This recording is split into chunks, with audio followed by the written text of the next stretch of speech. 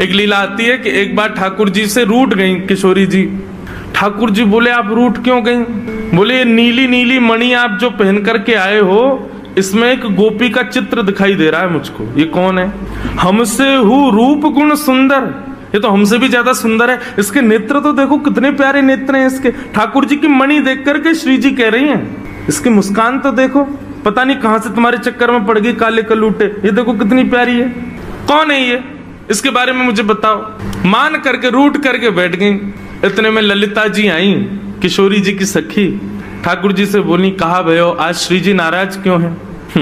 ठाकुर जी मुस्कुरा के बोले हम एक मणि पहन करके आए हैं, उस मणि में राधा रानी को अपना ही प्रतिबिंब दिख रहा है, और अपनी प्रतिबिंब को देख के कह रही है, कौन है ये? हमसे भी ज्यादा सुंदर है, ये इतनी हंस क्यों रही है, इसकी आंख इतनी सुंदर क्यों है, ये तुम्हारे चक्कर में कहां से पड़ गई?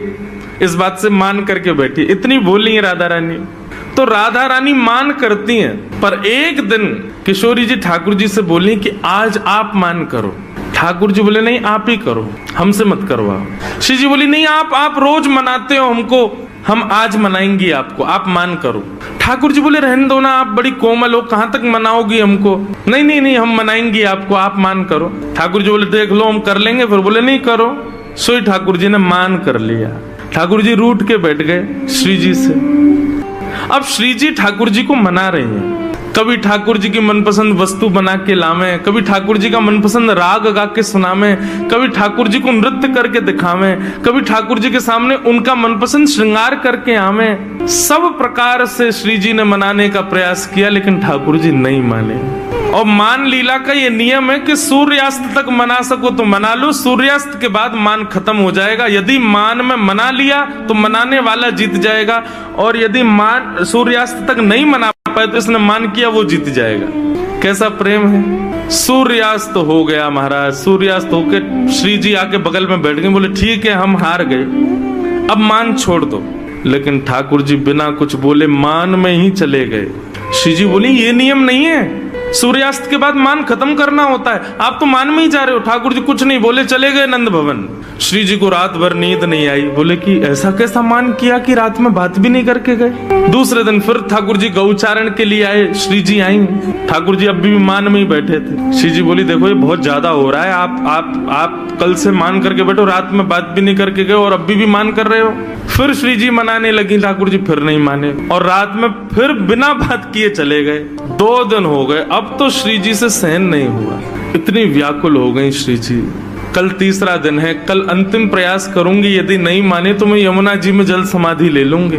और तीसरे दिन श्री जी मनाने लगी, ठाकुर जी फिर नहीं माने। सो श्री जी उठ करके यमुना जी के तट पर चली गई।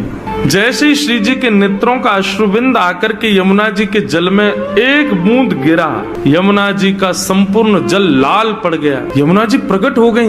हे श्यामाजू, आपको किसने विरह दिया?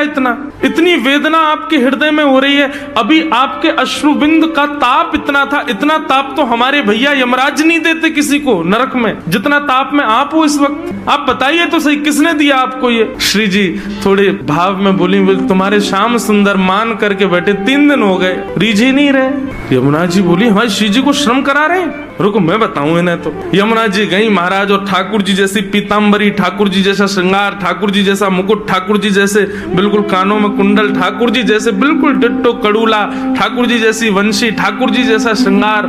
और श्रृंगार करके जैसे ही यमुना जी आई, श्री जी देख कर अरे श्याम सुंदर आप मान गए? यमुना जी बोली हम श्याम सुंदर नहीं है, हम यमुना जी हैं। अरे आप तो बिल्कुल श्याम सुंदर जैसी लग रही हो, आपकी महक भी बिल्कुल श्याम सुंदर, बोली भी श्याम सुंदर, चाल ढाल सब श्याम सुंदर। बोले यार श्याम सुंदर ने अपने रूप पे, अपनी वाणी पे, अपने कटाक्ष नेत्रन से पूरी गोपीन को कष्ट दे रखो, या श्याम सुंदर को यही के रूप से कष्ट दूंगी मैं। आप यहीं बैठी रही हो राधा रानी, मैं अभी जाऊं। और यमुना जी श्याम सुंदर को रूप धारण करके बिल्कुल वैसी बाकी चाल, वैसी अदा, वैसे ही सब, जैसे ठाकुर जी चलते हैं, जैसे ठाकुर जी बैठते हैं, बिल्कुल वही अदा श्री यमुना जी जा रही हैं। ठाकुर जी मान करके बैठे हैं। सोई बगल से यमुना जी निकलने लगी। नूपुरों की आवाज जैसी छमछम आई तो ठाकुर जी बोले ये तो हमारे नूपुरन की आवाज है, हम तो यहीं बैठे हैं, ये आवाज कहां से आ रही है। और जैसे ही ठाकुर जी ने पीछे देखा, श्याम सुंदर विचरण कर रहे हैं। ठाकुर जी बोले जी कौन है। ठाकुर जी गए, ओ भैया कौन हो भैया तुम। यमुना जी बोली हम श्याम सुंदर। ठाकुर जी बोले श्याम सुंदर तो हम हैं। बोले तुम नकली भेलू पियाओ, असली हम हैं। बोले ऐसे कैसे, तुम पे वंशी बजानी आवे, देखो मैं वंशी बजा के दिखाऊं। ठाकुर जी ने वंशी बजाई, उससे बढ़िया यमुना जी ने बजा दी। बोले मेरे पास काली कमली, तुम्हारे पास है। यमुना जी ने अपनी काली कमली दिखा दी। सब प्रकार से ठाकुर जी अपनी वस्तु दिखावें और यमुना जी उसको प्रस्तुत करें। बोले अब कैसे सिद्ध हो कि असली श्याम सुंदर कौन है। यमुना जी बोली मैं एक टेर बजाऊंगो, यदि मेरी टेर सुन के राधा रानी बगल में आके खड़ी है गई तो समझो वही असली श्याम सुंदर, जाके बगल में किशोरी जी आके खड़ी हूं। अब ठाकुर जी बोले हम तो मान करके बैठे, हमारे बगल में तो आएंगी नहीं, वो इन्हीं के बगल में आएंगी। जैसे ही टेर बजाई श्री जी आने लगी। ठाकुर जी दौड़ करके गए श्री जी के चरणों में, आप मैं असली श्याम सुंदर मेरे बगल में, मैं कभी मान नहीं करूंगा, आज के बाद आप मेरे बगल में बैठ जाओ, एक बार सिद्ध कर दो। श्री जी बोली कौन कौन कहां से आ जाते हैं नकली नकली लोग, असली श्याम सुंदर तो वो। श्री जी गई और श्री यमुना जी के बगल में जाके खड़ी हो गई। अब तो सब गोपियां उन्हीं के चंवर डुरावे, उन्हीं पे इत्र छिड़कावे, उन्हीं पे गुलाब जल अर्पित करें, सिंहासन पे उन्हीं को बैठावे, उन्हीं को भोग लगावे और दूर करे श्याम सुंदर रो में। बोले मैं हूँ असली श्याम सुंदर, जे कहां से नकली आ गए हो। जैसे ही श्याम सुंदर